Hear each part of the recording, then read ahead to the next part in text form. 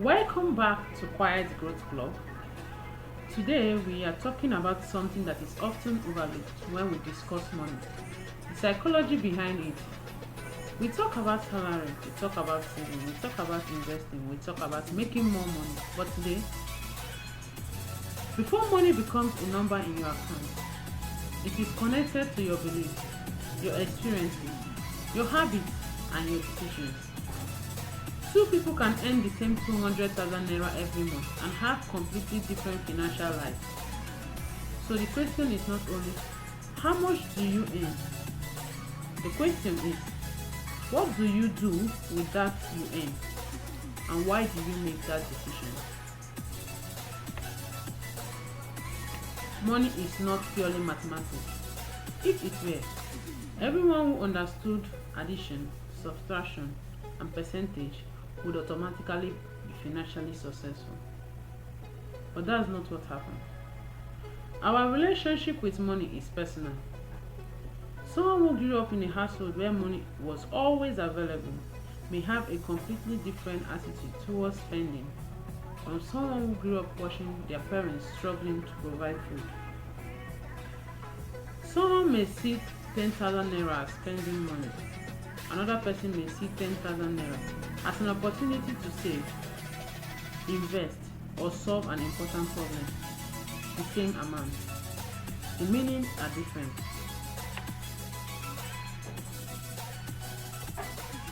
Our environment can quietly teach us financial habits before we even realize we are learning them. If you grew up seeing people spending everything they earn, that can become normal. If you grew up seeing people borrowing whenever there was a financial problem, borrowing can feel normal. If you grew up seeing people saving, investing, and planning, those behaviors can also be normal. But here is the good news. Your childhood environment can influence you, but it does not have to determine your financial future. You can learn new financial habits.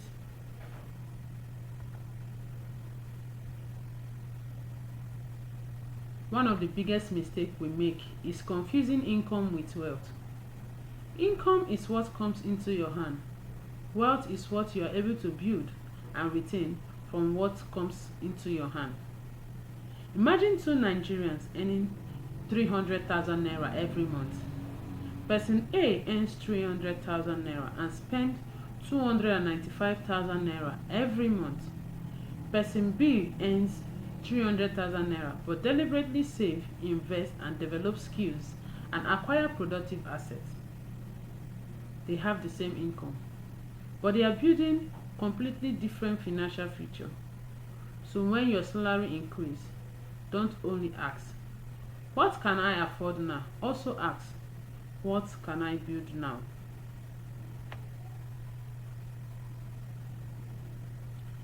I want to share something personal here. When I started paying more attention to saving and investing, I did not have huge amounts of money. There were times when even 15,000 naira could feel too little to make meaningful difference. You might look at 15,000 naira today and say, what can this really do for me? But I eventually understood something important. The question is not always how much you have today. The question is whether you are developing the habit and system that allows small amounts to become large amounts over time. Even while I was saving, I wanted the money to be kept somewhere that could potentially earn returns rather than simply sitting idle. That changed the way I look at small money. Instead of saying, this is too small to matter, I started asking, how can I put this small amount to work?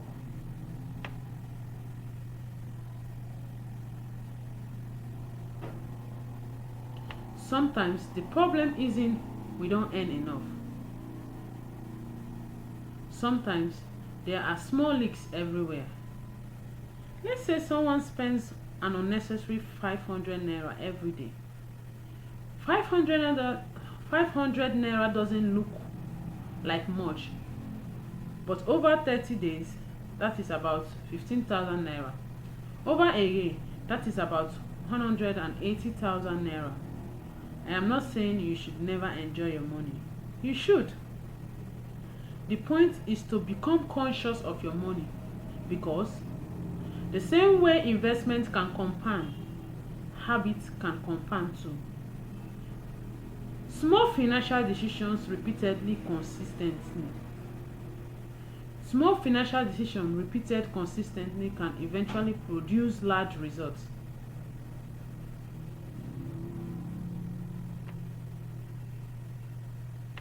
One part of financial psychology is learning to separate impulses from intention. You see something you like, you want to buy it. You can afford it, so you buy. But affordability and financial wisdom are not always the same thing. Before spending, especially on something significant, ask yourself, do I actually need this?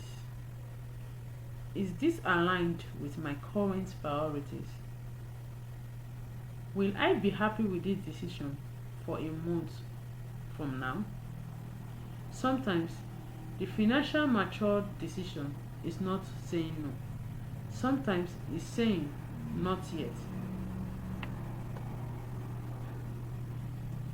Building wealth requires us developing a longer time horizon. This can be difficult because we live in a world that constantly encourages immediate gratification. Buy now, look successful now, upgrade now, but wealth building can be quiet. You might be saving money nobody knows about. You might be investing instead of buying something impressive. You might be learning a skill instead of spending your money trying to look successful, and nobody may applaud you for it. But 5 or 10 years from now, the results can be invisible. Sometimes you have to be willing to look ordinary while building something extraordinary.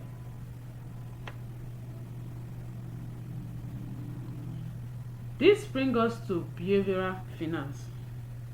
Behavioral finance looks at how individual and human psychology affects financial decisions. We are not always rational with money. Fear can make someone sell an investment because someone else's is panicking. Greed can make someone take risks they don't understand. Comparison can make someone buy things because their friends simply have them. Overconfidence can make someone believe they cannot make a financial mistake. And social pressure can make someone spend money just to maintain an image.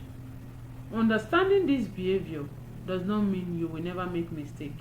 It means you become more aware of what this influence your decision.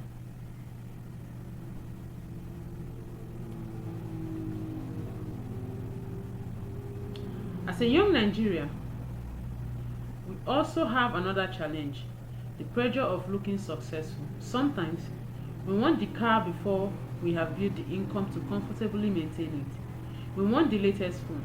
We want the expensive clothes. We want the soft life. And there's absolutely nothing wrong with enjoying life. The problem is timing. If you are still building your financial position, you don't want your lifestyle to consume the resources you will need for build that foundation. There's a difference between looking wealthy and becoming wealthy. One can impress people today, the other can give you options tomorrow. For me, this is what developing a wealth mindset means. It doesn't mean you hate spending.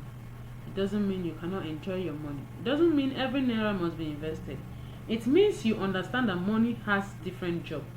Some money pays your bill, some money protects you. Some give you opportunity, some can be invested for the future, and some can simply be enjoyed and used to build the life you are living. The goal is balance, not deprivation.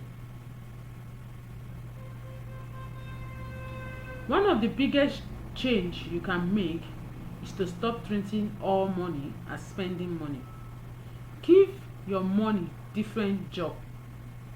When your income comes in, know what portion is going into your current lifestyle, what portion is protecting you, what portion is building your future, and what portion is available for enjoyment. You don't need to start with a huge amount. You need a system that matches your current reality.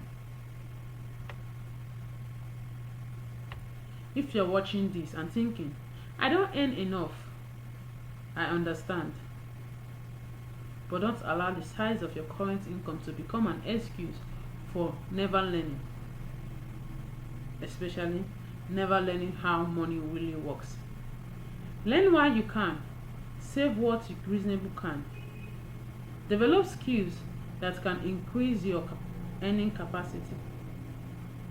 Learn about investing before putting your money into things you don't understand, and build gradually. Wealth does not have to begin with millions. Sometimes it begins with one decision to stop wasting what little you have. This is what Quiet Growth Club is all about. Not pretending to have figured everything out, not showing off money, not promising overnight wealth. We are here to learn, build, and grow intentionally. Financial literacy, digital skill, personal development, because building a better life requires more than money alone. It requires knowledge, discipline, and the willingness to keep improving. Before you leave, I want you to think about one question. What is one money habit I need to change? Maybe it's impulsive spending. Maybe you don't save consistently. Maybe you compare your lifestyle with others. Maybe you are earning but you don't have a financial plan. Whatever it is, write it down. You don't need to change everything today. Start with one habit. This is Quiet Growth Club. We are learning, building, growing one decision at a time.